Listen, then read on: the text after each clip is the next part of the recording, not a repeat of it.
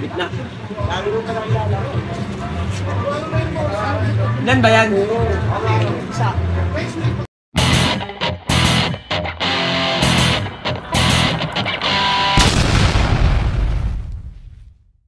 Pero isa lang. Saan? Ay pare! Nagpanood si Egay, oh. Saan ta? Dyan, kap, sa taas. Sa taas daw yung cook. Boss. Basta naman, no? Hiram natin doon. Stanley Lop! Nok sana, no?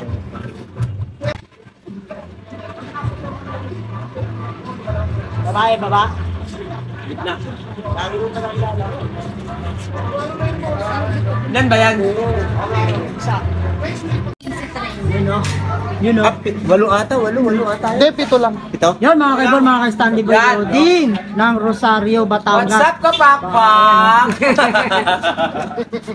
Ako yan, ibon, no? Sumali kami ng Yung Central Pooling. Ararlop yan? Ano yan? Baka tayo bukas. Good morning mga kaibon, mga ka-Stanley Boy. Eto mga kaibon, mga ka-Stanley Boy, at nandito na sa loob si Dan Juan. Pagising ko 7:59 ko siya na itlak. Ang pinagagisan nga pala ay sa Rosario, Batangas. Bali 75 kilometer lang pala yung layo nun. Kaya yung ibon binitawan ng 6:15. Napakaga ng ibon, paratingan mga kaibon, mga ka-Stanley Boy, at hindi na natin siya nabangan. At naiklak man natin siya, wala na. Tanghali na, late na mga kaibon, mga ka-Stanley Boy. Bali ang speed niya ay 700 na lang. Halos alas 8 ko na siya na-clock, 7:59. At yun, dating gawi, talo na naman. At yung mga kaibon, mga ka-Stanley Boy, binapatok ako ng Hagibis breeder, yung aking kalapate. Yan. Side check tayo mga kaibon, mga ka-Stanley Boy. Bali 8:25 na.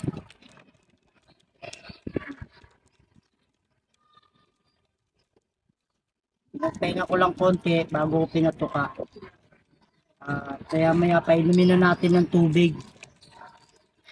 Grabe. Yung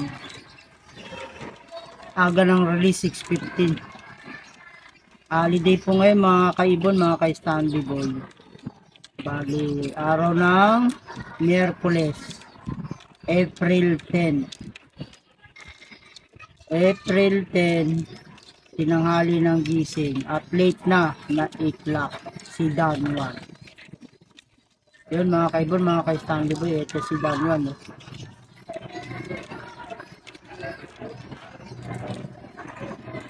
Ito yung panahon, ang ganda ng panahon, ang liwanag.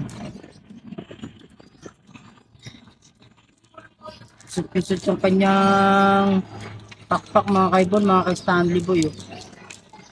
Gawa ng hindi tayo nakapaganda.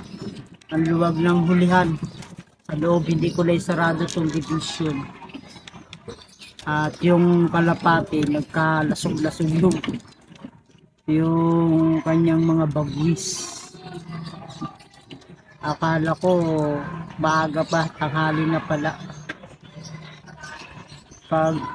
Pagtingin ko sa forecast, 6:15 ni-release.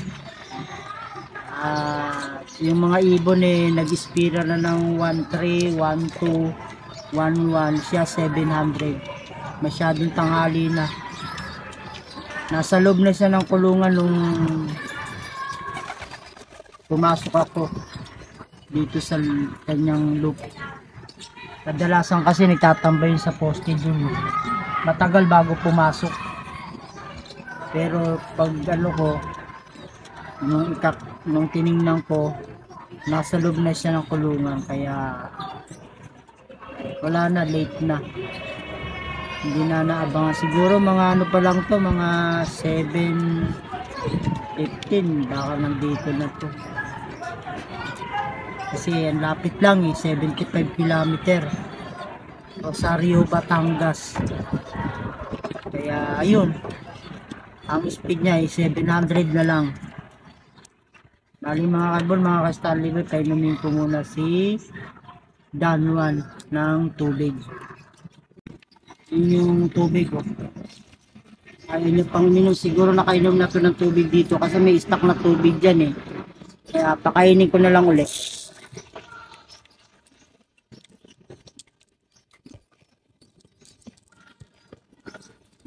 Yan mga kaibon, mga ka-Stanley Boy, at malakas kumain si Dan Juan.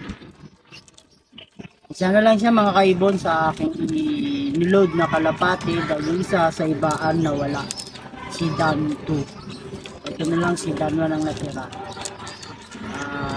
Na-stress siya kanina pag huli-huli ko dyan sa loob. Gawa na medyo maluwag, naglilipad-lipad siya kaya yung pakpak niya yun medyo na lasog. Akala ko maaga pa, tanghali na pala yung clocking ko. Takit ko lang kasi. Pero ganun pa man at masaya tayo mga kaibon, mga kay Stanley Boy.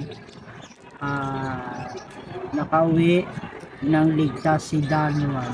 Yan, uminom na siya mga kaibon, mga kay Stanley Boy ng tubig eh. Kaya okay lang yan. Central pooling, isinali ko siya.